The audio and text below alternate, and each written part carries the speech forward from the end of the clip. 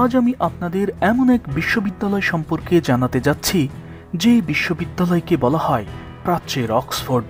কারো কারো কাছে এটি স্বপ্নের বিদ্যাপীঠ।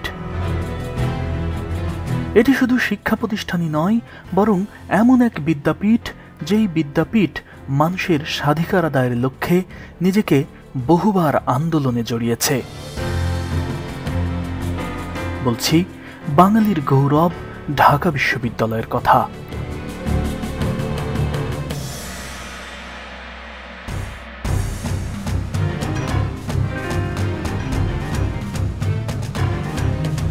এটি পৃথিবীর একমাত্র বিশ্ববিদ্যালয় যে বিশ্ববিদ্যালয়ের শিক্ষার্থীরা মাতৃভাষার জন্য সংগ্রাম করেছে, প্রাণ দিয়েছে, আদায় করেছে মর্যাদা। এই বিশ্ববিদ্যালয়ের মাটিতেই শুয়ে আছেন আমাদের বিদ্রোহী কবি কাজী নজরুল ইসলাম। এছাড়া এই বিশ্ববিদ্যালয়ের মাটিতেই স্বাধীন বাংলাদেশের প্রথম পতাকা উড়েছিল। কিন্তু ঠিক কোন স্থানে প্রথমবারের মতো আমাদের লাল সবুজ পতাকা উড়েছিল তা অনেকেরই অজানা। এই ভিডিওতে আমি ঢাকা বিশ্ববিদ্যালয়ের ভেতর বাহির সব কিছু দেখাবো।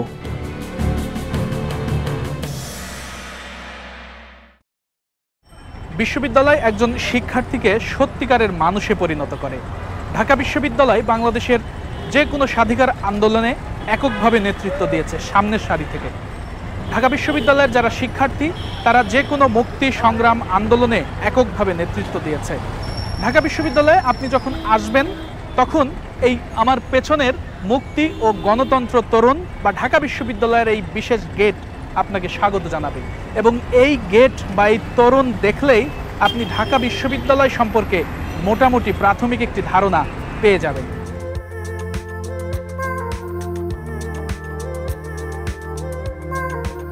গেটটি ৯৯ ফুট দীর্ঘ, ১৩ ফুট প্রস্থ আর ৩৭ ফুট উচ্চতা। গেটের ওপরের লেখাটি আপনাকে মনে করিয়ে দিবে যে আপনি এমন এক বিদ্যাপীঠে প্রবেশ করতে যাচ্ছেন যেই বিদ্যাপীঠ বাঙালি জাতির সকল মুক্তি সংগ্রামের নেতৃত্ব দিয়েছে।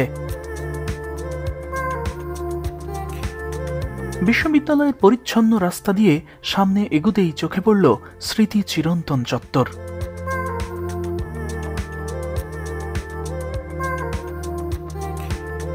আপনারা যারা ঢাকা বিশ্ববিদ্যালয়ে ঘুরতে আসবেন কিংবা এমনিতেই পরিদর্শনে আসবেন তারা অবশ্যই এই স্মৃতি চিরন্তন জায়গাটিতে আসবেন।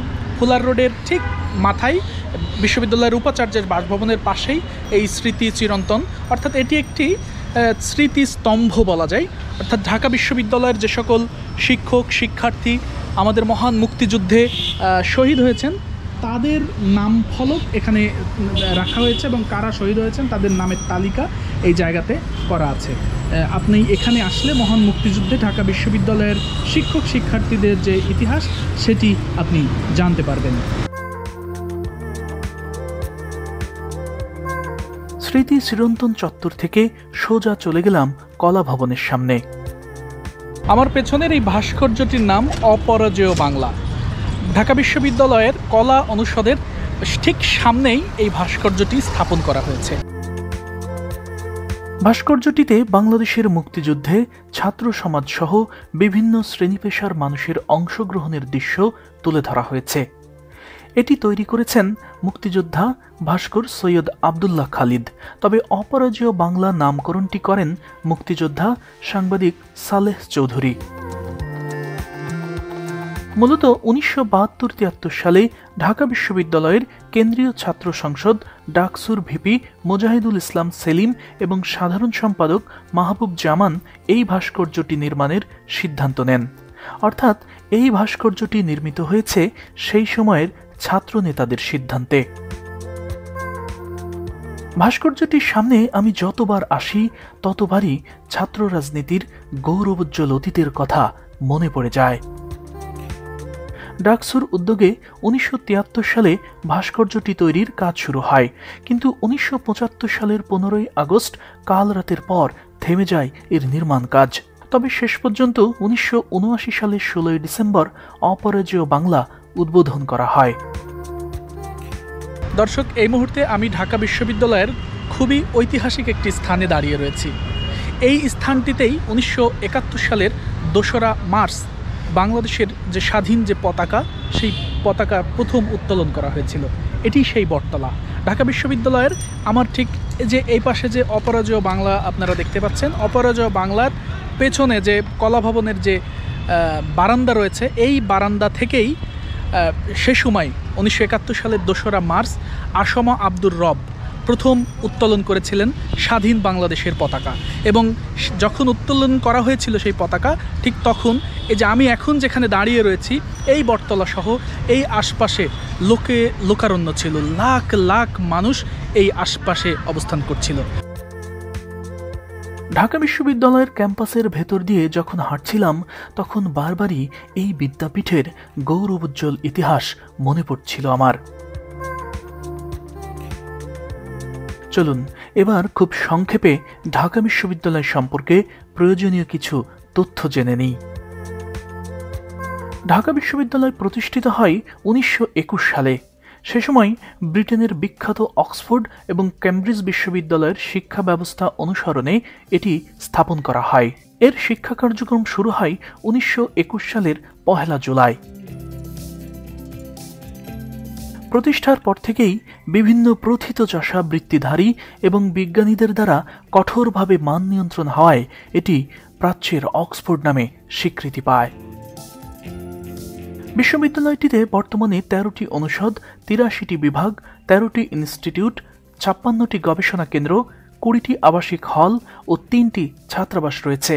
এছাড়া 7টি স্নাতক পর্যায়ের অধিভুক্ত কলেজ সহ মোট 150টি অধিভুক্ত কলেজ রয়েছে এই বিশ্ববিদ্যালয়ের আওতায়।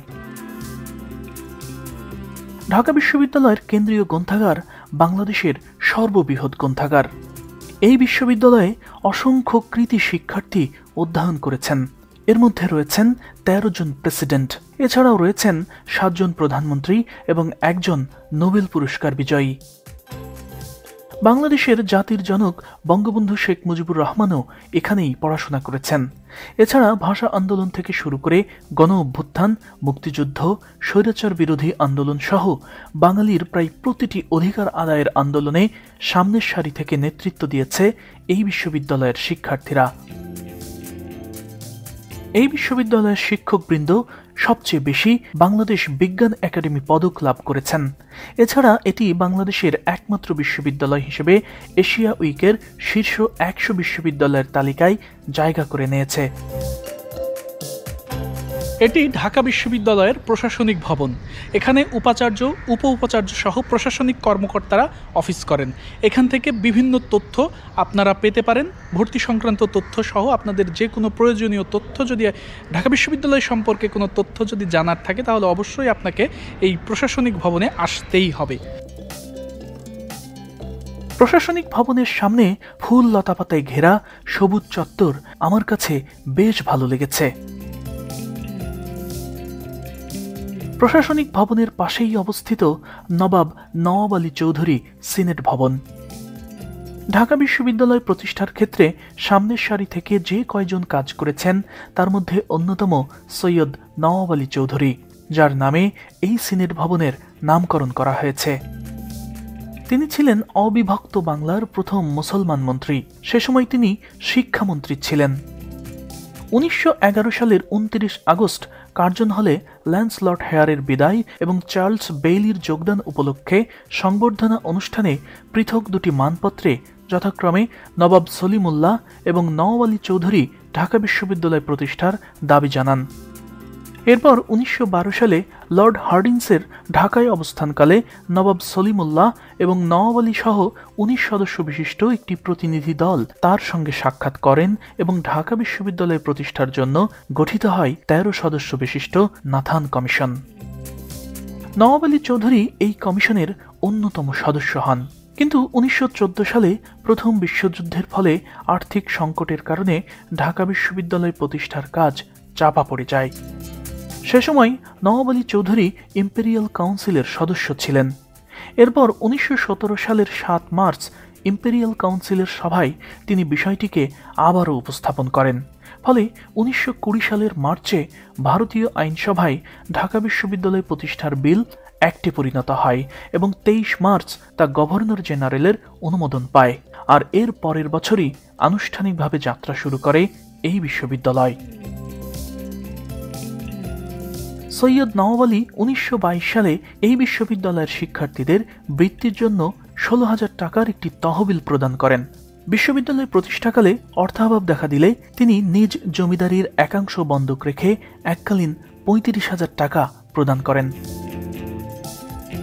ঢাকা বিশ্ববিদ্যালয় প্রতিষ্ঠার ক্ষেত্রে অনবদ্য অবদানের প্রতি সম্মান জানিয়ে 2003 সালের 9 জুন বিশ্ববিদ্যালয়ের এক সিন্ডিকেট সভায় সর্বসম্মতিক্রমে সিনেট ভবনের নাম সৈয়দ নওয়াব আলী চৌধুরী সিনেট ভবন রাখা হয়।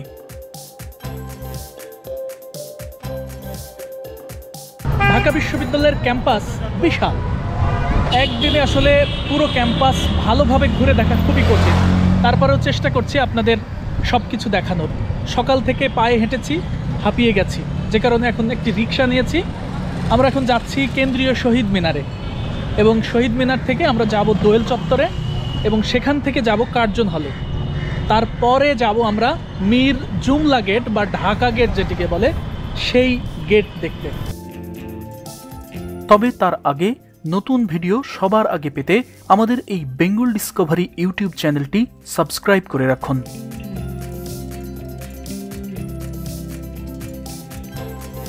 শহীদ মিনার আমাদের আবেগের জায়গা, ভালোবাসার জায়গা।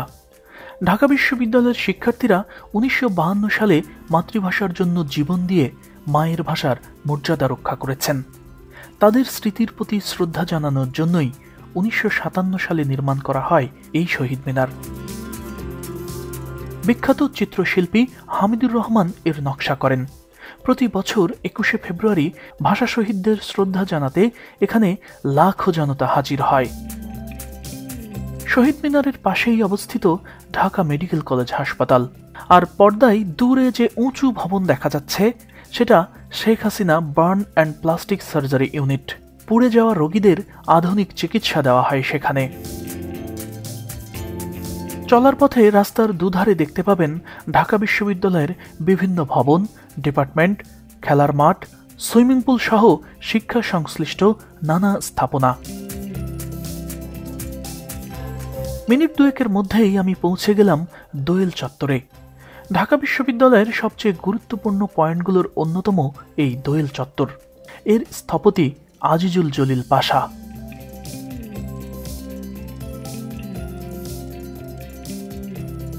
দোয়েল চত্বরের পাশেই অবস্থিত ঐতিহাসিক কার্জন হল। 1904 সালে ভারতের ভাইসরয় লর্ড নাথালিয়ন কার্জন এই হলের ভিত্তিপ্রস্তর স্থাপন করেন এবং তারই নাম অনুসারে এই ভবনের নামকরণ করা হয় কার্জন হল। এই ভবনটি সংযোজিত হয়েছে ইউরোপ ও মুঘল স্থাপত্য রীতির দৃষ্টিনন্দন সংমিশ্রণে। আংশিকভাবে মুসলিম স্থাপত্য রীতিও অনুসরণ করা হয় এতে। 1948 সালের 24 মার্চ কার্জন হলে অনুষ্ঠিত বিশেষ সমাবর্তন অনুষ্ঠানে মোহাম্মদ আলী জিন্নাহ পাকিস্তানের রাষ্ট্রভাষা উর্দু হবে বলে ঘোষণা দেন। অবশ্য মোহাম্মদ আলী জিন্নাহর এই ঘোষণার সাথে সাথেই কার্জন হলে উপস্থিত ছাত্ররা তখনই নো নো বলে প্রতিবাদ করে। তবে এর আগে 1911 সালে বঙ্গভঙ্গ রদ হলে ঢাকা কলেজের ক্লাস নেওয়া হতে থাকে এখানে। কিন্তু 1921 সালে ঢাকা বিশ্ববিদ্যালয় প্রতিষ্ঠিত হলে কার্জন হল অন্তর্ভুক্ত হয় ঢাকা বিশ্ববিদ্যালয়ের বিজ্ঞান বিভাগের জন্য। সেই থেকে আজও বিজ্ঞান বিভাগের জন্যই ব্যবহৃত হচ্ছে এই কার্জন হল। কার্জন হলের সাজানো প্রকৃতি ছবির মতো সুন্দর। ঢাকা বিশ্ববিদ্যালয়ের সবচেয়ে আকর্ষণীয় স্থাপনাও এটি। কার্জন হলের গেট থেকে 30 সেকেন্ড হাঁটলেই পাওয়া যাবে ভারতীয় উপমহাদেশের এক স্মরণীয় বাঙালি বহু ভাষাবিদ, বিশিষ্ট শিক্ষক ও দার্শনিক ডক্টর মোহাম্মদ শহীদুল্লাহর কবর। ডক্টর মোহাম্মদ শহীদুল্লাহ এতটাই গভীর জ্ঞানী ছিলেন যে 1921 সালে ঢাকা বিশ্ববিদ্যালয় প্রতিষ্ঠার পর থেকেই বিশ্ববিদ্যালয়ের বাংলা বিভাগের প্রভাষক হিসেবে দায়িত্ব পালন করেন এবং একই সাথে 1922 থেকে 24 সাল পর্যন্ত আইন বিভাগেও খণ্ডকালীন শিক্ষকতা করেন তিনি। ডক্টর মোহাম্মদ শহীদুল্লাহ প্রায় 24টি ভাষা জানতেন। গুণী এই শিক্ষাবিদের নামে ঢাকা বিশ্ববিদ্যালয়ের একটি হল রয়েছে। তার এই কবরের পাশেই রয়েছে বাংলাদেশের বিখ্যাত অণুজীব বিজ্ঞানী প্রফেসর আনোয়ারুল আজিম চৌধুরীর কবর। আর এই দুটি কবরের ঠিক পূর্ব পাশেই রয়েছে ঐতিহাসিক মুসা খান মসজিদ। আর মসজিদের পূর্ব পাশে অর্থাৎ ভূতত্ত্ব বিভাগের সামনের খোলা মাঠের এক কোণে দেখতে পাবেন চরম অযত্নে থাকা ঈশা খানের পুত্র মুসা খানের কবর। মুসা খানের কবর ও জীবনীর উপর আমি আলাদা একটি ভিডিও তৈরি করেছি, সেটা দেখলে এই বিষয়ে বিস্তারিত জানতে পারবেন। মুসা খানের কবর দেখার পর আপনি যখন কার্জন হল থেকে বাহিরে বের হবেন তখন এর ফুটপাতে দেখতে পাবেন মৃৎশিল্পের কিছু অস্থায়ী দোকান, যেখানে দোকানিরা নানা বাহারি পণ্যের পসরা নিয়ে বসে থাকেন। এখানে পাওয়া যায় মাটির তৈরি বিভিন্ন তৈজসপত্র, ছোট বড় বিভিন্ন আকারের হাঁড়ি পাতিল, কলস, ফুলদানি, বাহারি খেলনা, কাপ পিরিচ, জগ, থালাবাটি সহ পোড়ামাটির ভাস্কর্য। এছাড়া পাওয়া যায় টবে লাগানো গাছ, ক্যাকটাস সহ নানা ধরনের শৌখিন জিনিসপত্র। দোয়েল চত্বর থেকে টিএসসির দিকে আসতেই চোখে পড়ল মুঘল স্থাপত্যের ঐতিহাসিক নিদর্শন মীর জুমলা গেটের ধ্বংসাবশেষ। এটি মূলত সেই ঐতিহাসিক ঢাকা গেট, অনেকের কাছেই মীর জুমলা গেট নামেও পরিচিত। এটি একটি ক্ষয়ে যাওয়া ইতিহাসের জীবন্ত সাক্ষী আমার কাছে মনে হয়, যে এখানে যখন আপনি আসবেন তখন এরও যে একটা সময় জৌলুস ছিল, এই গেট দিয়ে যে একটা সময় ঢাকা শহরে প্রবেশ হতো, সেই বিষয়গুলো মনে পড়ে যাবে। ঢাকা বিশ্ববিদ্যালয়ে এলে আপনি অবশ্যই তিন নেতার কবরের পাশে যাবেন। মীর জুমলা গেটের ঠিক বিপরীত পাশেই রয়েছে তিন নেতার এই সমাধি। এখানে শায়িত আছেন হোসেন শহীদ সোহরাওয়ার্দী, খাজা নাজিম উদ্দিন এবং শেরে বাংলা একে ফজলুল হক।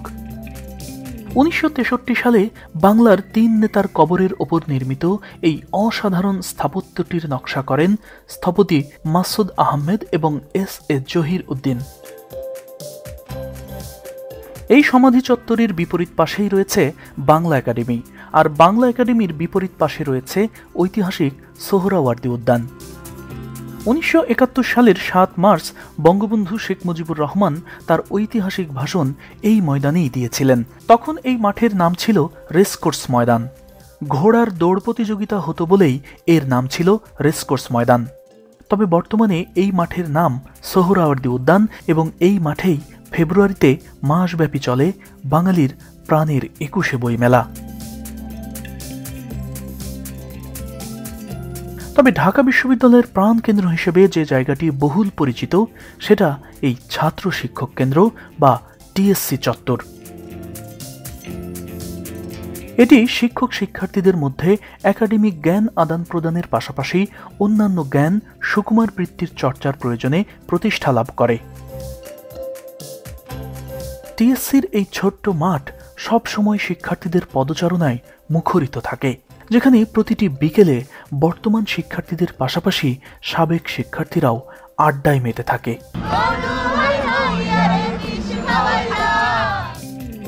1965 সালে টিএসসির মূল ভবনের নকশা করেন গ্রিক স্থপতি কনস্ট্যান্টিনস অ্যাপোস্টোলৌ ডক্সিয়াডিস। এর নকশা আবর্তিত হয়েছে একটি অভ্যন্তরীণ উঠানকে কেন্দ্র করে। টিএসসির যে মূল ভবন তাতে বাটারফ্লাই ক্যানভি দেখতে পাওয়া যায়, যার ছাদের কাঠামো অনেকটা প্রজাপতির পাখার মতো। টিএসসির এক পাশেই রয়েছে এই বাংলায় গ্রিকদের শেষ স্মৃতিচিহ্ন। তবে সৌধটির সামনে লিখিত কোনো বিবরণী না থাকায় এ ব্যাপারে স্পষ্ট ধারণা নেই কারো। কারো কারো মতে এটি গ্রিকদের তৈরি মন্দির, কারো মতে এটি গ্রিকদের কবর, কেউ বা মনে করেন এটি পুরাতন কোনো উপাসনালয়। ঢাকা বিশ্ববিদ্যালয়ের চত্বর ঘুরতে ঘুরতে আমরা এখন চলে এসেছি ঐতিহাসিক মধুর ক্যান্টিনে। ঢাকা বিশ্ববিদ্যালয় চত্বরে আপনি আসবেন আর মধুর ক্যান্টিনে আসবেন না তা হতে পারে না। চলুন মধুর ক্যান্টিনে কি কি পাওয়া যায় সেগুলো আমি আপনাদের দেখাবো, পাশাপাশি খাবো। অনেকক্ষণ ক্যাম্পাস ঘুরেছি, এখন ক্ষুধা লেগেছে, চলুন মধুর ক্যান্টিনে কিছু খাওয়া যাক। মধুর ক্যান্টিনের এই ছোট্ট আকৃতির মিষ্টি এতটাই সুস্বাদু যে একবার খেলেই বারবার এখানে আসতে ইচ্ছা করবে আপনার। ঢাকা বিশ্ববিদ্যালয়ের মতোই মধুর ক্যান্টিনের যাত্রাও শুরু হয় 1921 সালে। এর প্রতিষ্ঠাতা মধুসূদনের বাবা আদিত্য সেন। তবে তিনি 1934 সালে অসুস্থ হয়ে পড়লে পুরো ক্যান্টিনের দায়িত্ব নিতে হয় ছেলে মধুসূদনকে। তখন থেকেই ক্যান্টিনটি মধুর ক্যান্টিন নামে পরিচিতি পায়। রাজনীতি, সংস্কৃতি চর্চা এবং আড্ডার জন্য মধুর ক্যান্টিনের আলাদা খ্যাতি রয়েছে। এখানে আপনি যখনই আসবেন তখনই কোনো না কোনো ছাত্র সংগঠনের নেতৃবৃন্দের দেখা পাবেন। তবে 1971 সালে মধুর ক্যান্টিন পাক বাহিনীর রোষানলে পড়ে।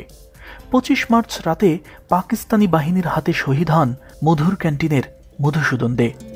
তার স্মরণে মধুর ক্যান্টিন প্রাঙ্গণে স্থাপন করা হয় শহীদ মধুদার স্মৃতি ভাস্কর্য। মধুর ক্যান্টিনের পাশেই অবস্থিত ডাকসু ভবন। এটি সেই ঐতিহাসিক ডাকসু ভবন, অর্থাৎ ঢাকা বিশ্ববিদ্যালয়ের যে ছাত্র সংসদ নির্বাচন এবং এই নির্বাচনে যারা জয়ী হয় সেই ভিপি এবং সাধারণ সম্পাদক দুজনই এবং আরও যারা নেতারা তৈরি হয় সেই নেতাদের এটি কার্যালয়। এখানে তারা নিয়মিত তাদের যে সংগঠন, ছাত্র সংগঠন কিংবা ছাত্রদের অধিকার নিয়ে তারা এখানে বসেন এবং মিটিং করে তারা সিদ্ধান্ত নেন। গোটা বিশ্ববিদ্যালয়ের ক্যাম্পাস ঘুরতে ঘুরতে প্রচণ্ড ক্ষুধা পেয়েছে। মধুর ক্যান্টিনের সুস্বাদু মিষ্টি আমার ক্ষুধা যেন আরও বাড়িয়ে দিয়েছে। তাই এখন আমি হাকিম চত্বরে যাচ্ছি পেট পূজা করতে। হাকিম চত্বর ঢাকা বিশ্ববিদ্যালয়ের শিক্ষার্থীদের কাছে অত্যন্ত প্রিয় জায়গা। এখানে আপনি খুব কম টাকায় পেট পুরে খেতে পারবেন।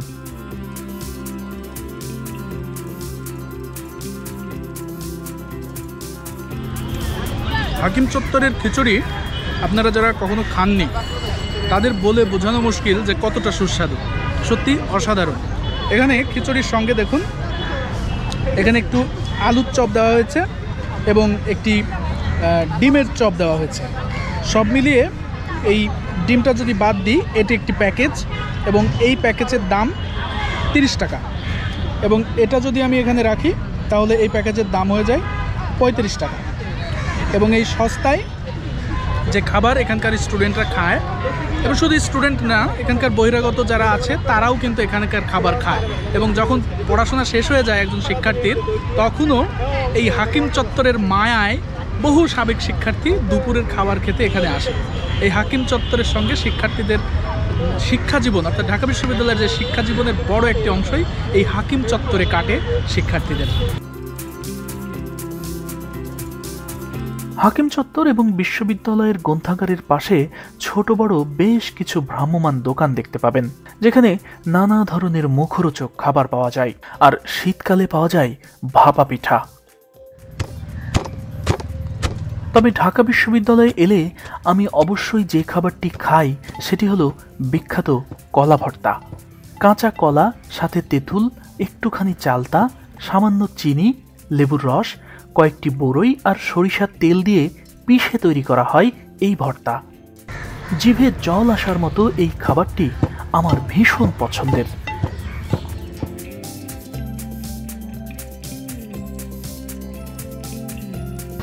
অসাধারণ অসাধারণ। আমি কলা ভর্তা অনেক জায়গায় খেয়েছি, কিন্তু ঢাকা বিশ্ববিদ্যালয়ের মতো এরকম সুস্বাদু টক মিষ্টি ঝাল আমি কোথাও পাইনি। খুব ভালো হয়েছে। আপনারা যারা ঢাকা বিশ্ববিদ্যালয়ে আসবেন, যারা কখনো কলা ভর্তা খাননি, তারা এখানে আসবেন। একেবারে কাঁচা কলা বিভিন্ন প্রক্রিয়া করে খুব ভালো করে তৈরি করে দেয়। আশা করি খুব ভালো লাগবে, আমার খুবই প্রিয় স্পেশালি। এটি ঢাকা বিশ্ববিদ্যালয়ের কেন্দ্রীয় মসজিদ। এই মসজিদের সবচেয়ে বড় যে বৈশিষ্ট্য সেটি হচ্ছে এখানে নারীদের জন্য নামাজের জায়গা রয়েছে, এবং এই মসজিদের পাশেই আমাদের বিদ্রোহী কবি কাজী নজরুল ইসলামের সমাধি রয়েছে।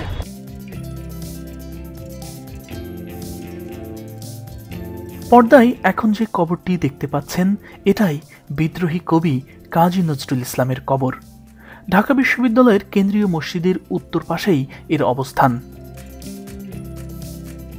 এখানে কাজী নজরুল ইসলামের কবর ছাড়াও রয়েছে শিল্পাচার্য জয়নুল আবেদিনের কবর, শিল্পগুরু শরফুদ্দীন আহমেদ এবং বাংলাদেশের জাতীয় পতাকার ডিজাইনার পটুয়া কামরুল হাসানের কবর।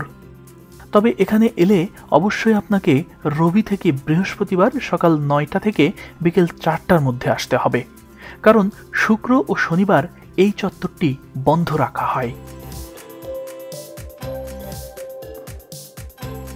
ঢাকা বিশ্ববিদ্যালয়ের ফুলার রোডটি মূলত শিক্ষকদের আবাসিক এলাকা হিসাবে পরিচিত। কথা বলছি ফুলার রোড থেকে। ঢাকা বিশ্ববিদ্যালয়ের এই ফুলার রোডকে বলা হয় শিক্ষকদের আবাসিক জায়গা, অর্থাৎ শিক্ষকরা এই ফুলার রোডকে কেন্দ্র করে যে সকল ভবন তৈরি হয়েছে, এই সবগুলো ভবনই আসলে ঢাকা বিশ্ববিদ্যালয়ের শিক্ষকদের জন্য বরাদ্দ। আমার পেছনে যে ভবনটি আপনারা দেখতে পাচ্ছেন, বিশাল ভবন, এই ভবন সহ আমার আশেপাশে যে সকল ছোট বড় বিভিন্ন ভবন রয়েছে, আপনারা প্রাচীর দেখতে পাচ্ছেন, এই সকল আবাসিক ভবনে ঢাকা বিশ্ববিদ্যালয়ের শিক্ষকরা বসবাস করেন।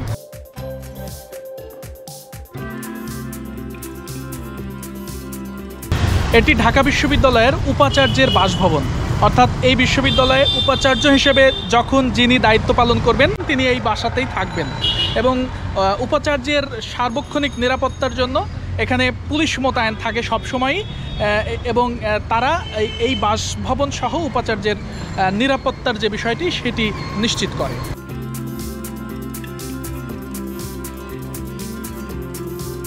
একই সাথে এই বিশ্ববিদ্যালয়ের শিক্ষার্থীদের থাকার জন্য 20টি আবাসিক হল এবং 3টি ছাত্রাবাস রয়েছে, যার প্রতিটির নামকরণ করা হয়েছে কোনো না কোনো কৃতি ব্যক্তির নামে।